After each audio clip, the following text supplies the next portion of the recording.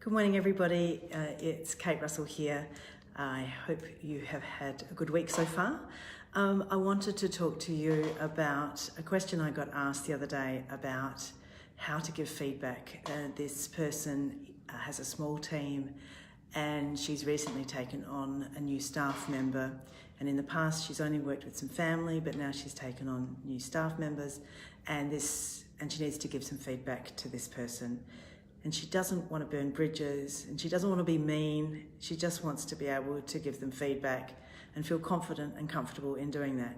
So I thought that I'd address that problem with you because I think it's probably an issue that affects a lot of employers who have small teams and they need to give feedback, but they don't want to be mean. They want to have a good relationship with their team.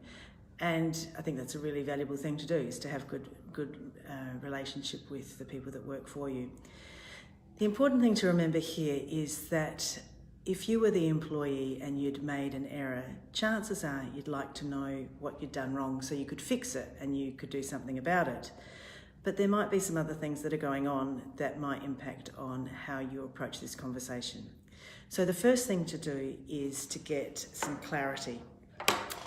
And the clarity that you need to get as the employer, as the leader, is to be sure that you've been really clear in your instructions, that you've been really clear about how somebody is to perform their job.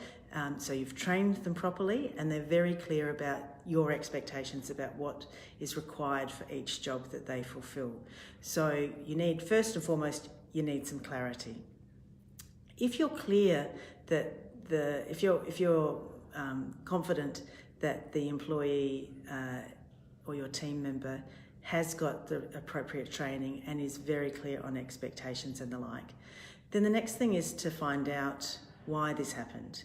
So you may have got some feedback that there's been a complaint and you might want to just double check that what this was and get some information about what happened. But realistically, what you want to understand, but more than anything else, is why did this happen?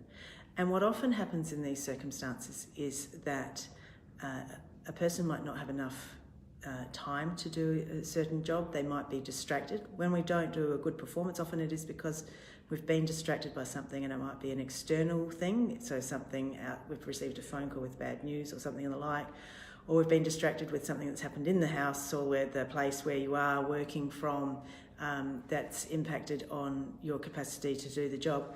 And that might mean you've forgotten to do something, you've overlooked something, you've rushed something. But the biggest question here is why? Why did it happen? And so in having this conversation with the employee, it's really important to let them know that you care about them. Just like when we have a toddler who's learning to walk, we don't tell them off when they fall down. We say, get up, you can do this, and we encourage them and they do it again. And even if they fall down as a child because they're going too fast or whatever, we go, up you get, you can do this, dust yourself off, let's keep going. So the main thing here is not to make a big fuss about it. Kim Scott has this great book about giving feedback, and I'd really encourage you to have a look at it. But she talks about giving feedback as though if you had some food in your teeth or your fly was undone, how would you like somebody to give you that feedback? And what you would really like is for somebody to just pull you aside quietly and whisper in your ear, your fly's undone. And then you can do something about it. So when you're giving feedback to somebody else, you might say, find out why this happened, and you go, okay, this happened, we can fix this, and how are we going to proceed going forward? And you don't make a big fuss about it. It's just, this happened, okay, this is why it happened, all right, we understand what happened now, so how can we avoid this happening in the future? All right, and you move on. You don't have to make it, you don't have to tell anybody off. It doesn't have to be cruel. We don't have to punish people. We just look after them, and we look after them the way that we would like to be looked after, or we look after them the way we would like our children to be looked after. But think about how you would like to receive that feedback. But I can tell you right now, it is much, much kinder to let people know that there is a problem so that they can do something about it than not.